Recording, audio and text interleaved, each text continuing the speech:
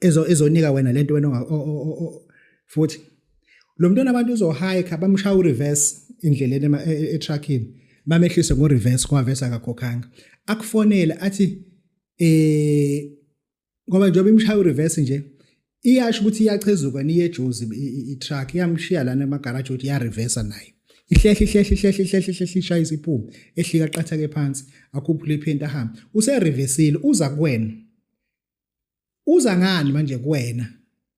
yabo ufike wena useshaya ureverse ufika nje useshaya ama hazard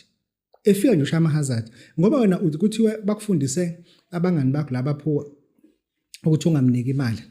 then uze ngo reverse uma ephinde emuva ulindele ukuthi ahike mase ephinde emuva futhi lezi zinto thakashefe ngazo uzithathaphi funa hamba uzifebele wena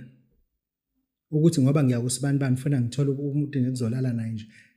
angangenzela into ukuthi ngikwazi ngiseke kusibantwana ngoba yena akazongipha imali kwathiwa ku social media bangasiniki imali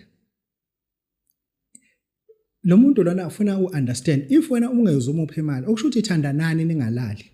ngoba phela lo muntu ulala naye njengomngakho even worse umngakho ke verse isidomo esidala usicanisela ayazutshela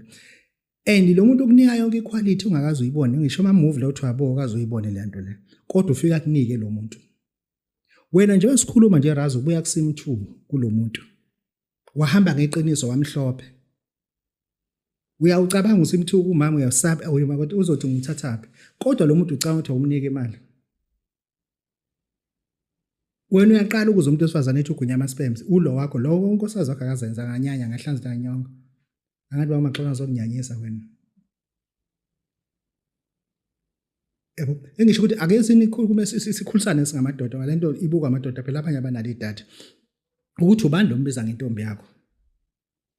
ngoba ngempela uma isithando sakhe enye into isithando sakhe enye into irespecta ngendlela eyisimanga into ongayiniki imali ngoba uzolala nayo into ibeka kwistipe petrol uyiyeke laphana ukuthi niyazi nibonana nini ngoba niyathandana and nikhuluma njalo ngazi ukuthi ndawonye isithando sakho ke leso hayi intombi kenzela ukuthi wena ungadlali ipoverty le kuyona and most of the time people are saying that are programmed to abuse women using isitho sabo sangaphambili are even beating women sometimes yabo that even laba bantu isikhathi esiningi uma usubuya group yakhe uyathothi no they're abusing women using sex and akekho umuntu ongalala namaranda u3 mekuthiwa use kahle uneminyaka u49 sorry akekho umuntu ongalala namaranda u4 noma ngithiwa uneminyaka emingaka akekho that person is abusing you attacking you using sex